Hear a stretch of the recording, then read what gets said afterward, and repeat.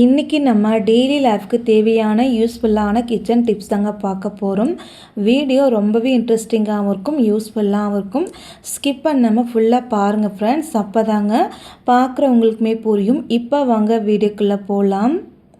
First tip என்னன்னு சொல்லி பார்க்கலாம். நம்ம வீட்டில் எந்த வித பாயசம் செஞ்சாலும் சரிங்க, அந்த சேமியா வேகிற டைமில் நீங்கள் பார்த்தீங்கன்னா முந்திரி நம்ம சேர்த்துக்கலாங்க. இந்த மாதிரி நீங்கள் சேமியா கூட முந்திரி சேர்த்து வைக்கும்போது அந்த முந்திரி டேஸ்ட் நமக்கு நல்லா வெந்து கிடைக்குங்க.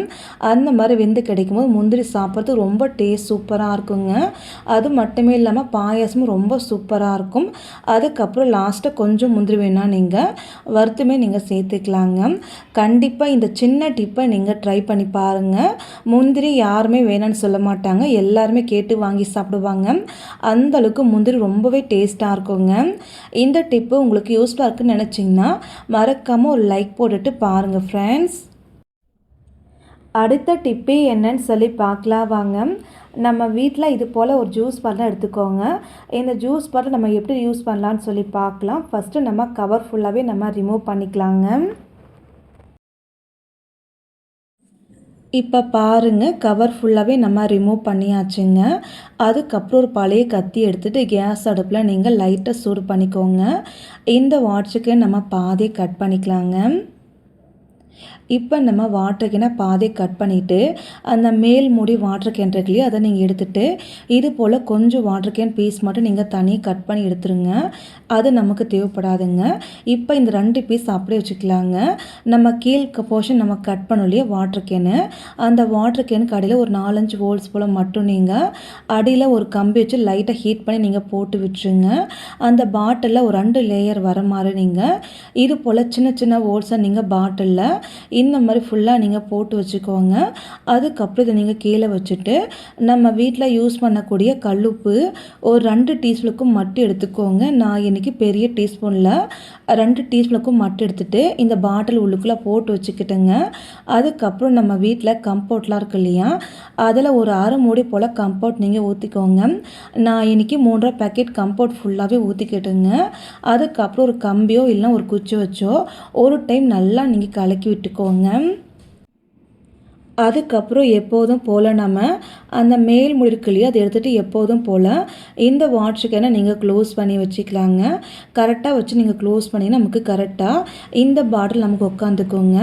இது எதுக்காகன்னு சொல்லி பார்க்கலாம். நம்ம வீட்டு பாத்ரூம்குள்ளெலாம் ஒரு மாதிரி பேட் ஸ்மெல் வந்துட்டு இருக்கு இல்லையா, அந்த பேட் ஸ்மெல் ரிமூவ் பண்ண இதை கொண்டு போய் நீங்கள் பாத்ரூம் கிட்ட ஜன்னல் ஓரமாக வச்சுட்டா போதுங்க. அந்த பேட் ஸ்மெல் எல்லாம் ரிமூவ் ஆகி நமக்கு நல்லா வாசனையாக இருக்குங்க. கண்டிப்பாக இந்த டிப்பை ட்ரை பண்ணுங்கள். அடுத்த டிப்பு என்னன்னு சொல்லி பார்க்கலாம். இது போல் ஒரு மாஸ்க் நம்ம எடுத்து வச்சுக்கலாங்க. இந்த மாஸ்க்கை நம்ம எப்படி ரீயூஸ் பண்ணலான்னு சொல்லி பார்க்கலாம். இந்த மாஸ்க்கை நீங்கள் சைடில் வச்சுக்கோங்க. அதுக்கப்புறம் நீங்கள் பார்த்தீங்கன்னா நம்ம வீட்டில் ஃபோனுக்கெல்லாம் சார்ஜர் போடுவோம் இல்லையா, ஃபோனுக்கெல்லாம் நம்ம சார்ஜர் போடும்போது பார்த்தீங்கன்னா அந்த ஒயர் ரொம்ப குட்டியாக இருந்தாலும் சரிங்க, அப்படி இல்லை ஃபோன் சார்ஜ் போட்டு வைக்கிறது நமக்கு இடம் இல்லைனாலும் இந்த சார்ஜர் கட்டை மேலே நம்ம அப்படியே வச்சு விட்ருவோங்க. அந்த மாதிரி வைக்கும்போது சில டைமில் ஃபோன் காலில் வந்து வைப்ரேஷன் ஆகி கீழே விழ நிறைய சான்சஸ் இருக்குங்க. அந்த மாதிரி எதுவுமே ஆகாமல் இருக்க இந்த டிப்ஸை நீங்கள் ட்ரை பண்ணுங்கள்.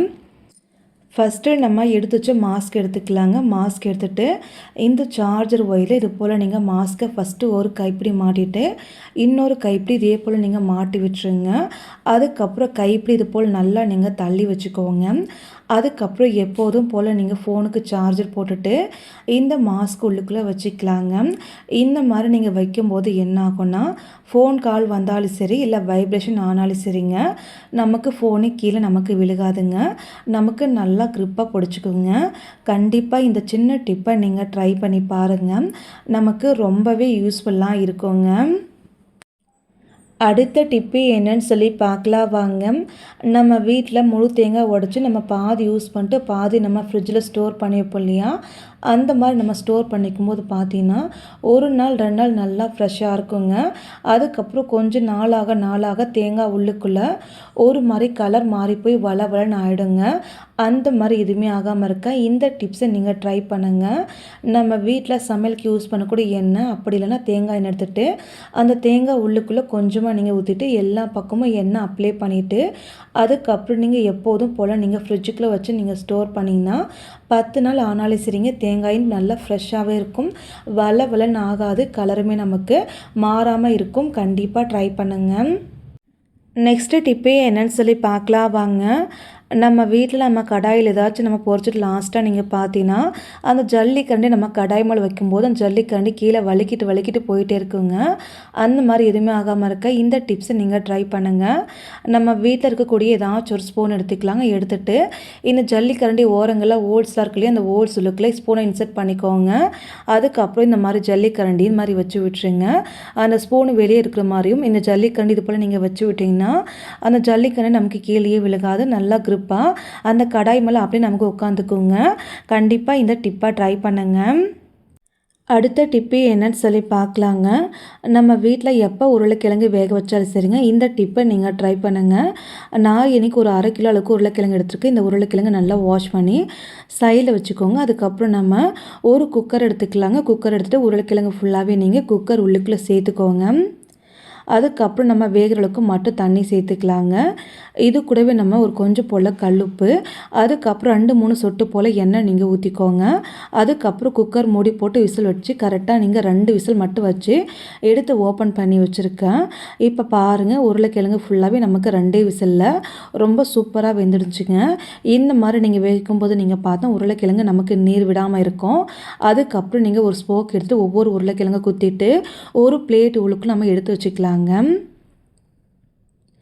இப்போ பாருங்கள், உருளைக்கிழங்கு ஃபுல்லாகவே நம்ம பிளேட்டுக்குள்ளே எடுத்து வச்சாச்சுங்க. அதுக்கப்புறம் நீங்கள் எப்போதும் போல் தோல் நீக்கிக்கலாங்க. ஒரு வேளை கை ரொம்ப சுழற்க நீங்கள் நினச்சிங்கன்னா அதுக்கு மறுபடியும் நீங்கள் ஸ்போக் எடுத்துக்கலாங்க. ஸ்போக் எடுத்துகிட்டு இந்த மாதிரி உருளைக்கிழங்கு நல்லா க்ரிப்பாக நீங்கள் பிடிச்சி எடுத்துக்கோங்க. அதுக்கப்புறம் நீங்கள் எப்போதும் போல் உருளைக்கிழங்கு உரிச்சிக்கலாங்க. இந்த மாதிரி உருளைக்கிழங்கு வேக வச்சு பாருங்கள், நமக்கு டைம் ரொம்ப சேவ் ஆகும், கேஸ் செலவு மிச்சமாகும், உருளைக்கிழங்கு நமக்கு வேஸ்ட்டே ஆகாதுங்க. கண்டிப்பாக ட்ரை பண்ணி பாருங்கள். அடுத்த டிப்பு என்னன்னு சொல்லி பார்க்கலாம். நம்ம எல்லார் வீடுங்களையும் அடிக்கடிக்கு நம்ம மிக்சியெல்லாம் யூஸ் பண்ணுவோம் இல்லையா, அந்த மாதிரி நம்ம யூஸ் பண்ணுற மிக்சி நீங்கள் பார்த்தீங்கன்னா எப்போவுமே நம்ம தொடச்சி நல்லா க்ளீனாக வச்சுக்கணுங்க. ஒருவேளை நம்ம க்ளீனாக வச்சுக்கலாம் அந்த மிக்சி நமக்கு அடிக்கடிக்கு ரிப்பேர் ஆகிடுங்க. அந்த மாதிரி ரிப்பேர் ஆகாமல் இருக்கவும், மிக்சி நல்லா பளிச்சுன்னு புதுசு போல் இருக்கவும் இந்த டிப்பை நீங்கள் ட்ரை பண்ணி பாருங்கள். ஃபஸ்ட்டு இந்த மிக்சியை நம்ம சைடில் வச்சுக்கலாங்க. அதுக்கப்புறம் நம்ம சின்னதாக ஒரு கப்பு எடுத்து வச்சுக்கலாங்க. கப்புக்குள்ளே நம்ம கொஞ்சம் போல் மட்டும் தேங்காய் எண்ணெய் ஊற்றிக்கலாங்க. தேங்காய் எண்ணெய் ஊற்றுனதுக்கப்புறம் நீங்கள் நம்ம முகத்துக்கு போடக்கூடிய பவுடர் எடுத்துக்கலாங்க. பவுடர் எடுத்துகிட்டு இந்த கப்புக்குள்ளே கொஞ்சம் போல் மட்டும் நீங்கள் பவுடர் கொட்டிக்கோங்க. பவுடர் நம்ம கொட்டி முடிச்சதுக்கப்புறம் கை வச்சு ஒரு டைம் நீங்கள் நல்லா மிக்ஸ் பண்ணிக்கோங்க. அந்த எண்ணெய் பவுடர் ஃபுல்லாக நல்லா மிக்ஸ் பண்ணி விட்டுக்கோங்க. இந்த மாதிரி நம்ம நல்லா மிக்ஸ் பண்ணதுக்கப்புறம் மறுபடியும் இன்னும் கொஞ்சம் போல் மட்டும் எண்ணெய் ஊற்றிக்கோங்க. அதுக்கப்புறம் லைட்டாக ஒரு டைம் நீங்கள் கலக்கி வச்சுக்கோங்க. இந்த மாதிரி நீங்கள் நல்லா கலக்கி விட்ட பின்னாடி இதை நீங்கள் கீழே வச்சுக்கோங்க. அதுக்கப்புறம் நம்ம ஏதாச்சும் ஒரு கிளாத் எடுத்துக்கலாங்க. கிளாத் எடுத்துகிட்டு இந்த தேங்காய் எண்ணெய் லிக்விடில் கொஞ்சமாக நீங்கள் டிப் பண்ணிக்கோங்க. அதுக்கப்புறம் இந்த கப்பை நீங்கள் சைடில் வச்சுட்டு மிக்சியை நம்ம எடுத்து வச்சுக்கலாங்க. ஃபஸ்ட்டு நம்ம மிக்சியை க்ளீன் பண்ணுறதுக்கு முன்னாடி இந்த ஒயர் எடுத்து நீங்கள் தனியாக விட்டுருங்க. அதுக்கப்புறம் நீங்கள் எப்போதும் போல் நம்ம ரெடி பண்ணிச்ச துணியை எடுத்துகிட்டு எல்லா பக்கமும் தேங்காய் எண்ணெய் லிக்விட் வச்சு தொட்டு மிக்சி ஃபுல்லாகவே நீங்கள் துடைச்சிக்கணுங்க. இந்த மாதிரி நீங்கள் துடைக்கும் போது அழுக்கு எல்லாமே நமக்கு போயிடுங்க. மிக்சி நமக்கு பலன்னு இருக்கும். இப்போ நம்ம மிக்சி மேலே எல்லா பக்கமும் துடைச்சாச்சுங்க. அதுக்கப்புறம் மிக்சியோட நடுப்பகுதி இருக்கு இல்லையா, மிக்சி ஜாடி வச்சு அரைப்போம் இல்லையா, அந்த நடுப்பகுதியில் நிறைய அழுக்கு இருக்குங்க. அதுக்காக ஃபஸ்ட்டு 1 டீஸ்பூனுக்கு மட்டும் நீங்கள் தண்ணி ஊற்றிக்கோங்க. அதுக்கப்புறம் நம்ம ரெடி பண்ணிச்ச சொல்யூஷனை கொஞ்சமாக தொட்டு ஒரு துணி வச்சு நல்லா நீங்கள் தொடச்சி விட்டுருங்க. இந்த மாதிரி நீங்கள் பண்ணும்போது நமக்கு அழுக்கு எல்லாமே ரிமூவ் ஆகிடுங்க. அதுக்கப்புறம் அதே கிளாத்தை வச்சு நீங்கள் அந்த மிக்சியோட இடுக்கு பகுதியில் இந்த கிளாத்தை வச்சு ஒரு ஸ்பூன் வச்சு அழகாக இது போல் நீங்கள் தேய்ச்சி விட்டால் போதும். இடுக்கில் உள்ள அழுக்கெல்லாம் நமக்கு வெளியே வந்துடுங்க. இந்த மாதிரி நீங்கள் க்ளீன் பண்ணதுக்கப்புறம் மிக்சி ஒயர் ஒரு டைம் நீங்கள் நல்லா தொடச்சி நீங்கள் க்ளீன் பண்ணி வச்சுக்கோங்க. அதுக்கப்புறம் மிக்சி மேலே மறுபடியும் நம்ம பவுட்ரு கொஞ்சமாக கொட்டிக்கலாங்க. மறுபடி ஒரு கிளாத் வச்சு நல்லா நம்ம துடைச்சிக்கலாங்க. இந்த மாதிரி துடைக்கும் போது மிக்சி மேலே எந்த வித எண்ணெய் பிசுக்கு இருக்காது. அது மட்டும் இல்லைங்க, மிக்சியை பார்க்க நல்லா பலன்னு நமக்கு பளிச்சுன்னு இருக்குங்க. இப்போ பாருங்கள், மிக்சி ஃபுல்லாகவே க்ளீனாக நம்ம துடைச்சாச்சுங்க. அதுக்கப்புறம் மிக்ஸி மேலே சின்ன சின்ன கேப் கொடுத்துருக்காங்க இல்லையா, அந்த கேப்பில் எப்போவுமே அழுக்கு சேராமல் நீங்கள் பார்த்துக்கணும். ஏன்னா அந்த கேப்பில் அழுக்கு நமக்கு சேர்ந்துடுச்சு, நம்ம மசாலா அரைக்கும் போது அந்த சுடன காற்று நமக்கு வெளியே வராமல் உள்ளுக்கு நிற்கும் போது என்ன ஆகும்னா நமக்கு மிக்ஸி ரிப்பேர் ஆகிடுங்க. அந்த மாதிரி ரிப்பேர் ஆகாமல் இருக்க ஒரு சின்னதாக ஒரு கிளாத் வச்சு இல்லைனா ஒரு குச்சி வச்சு லைட்டாக நீங்கள் அந்த அழுக்கை மட்டும்தாங்க எடுத்து விடணும். லைட்டாக குச்சி வச்சு அழுக்கை மட்டும் நீங்கள் எடுத்து விட்டுட்டு எப்போதும் போல் ஒரு கிளாத் வச்சு மட்டும் நீங்கள் துடைச்சா மட்டுமே போதுமானதுங்க. தண்ணி எதுவும் நீங்கள் யூஸ் பண்ண வேண்டாம்.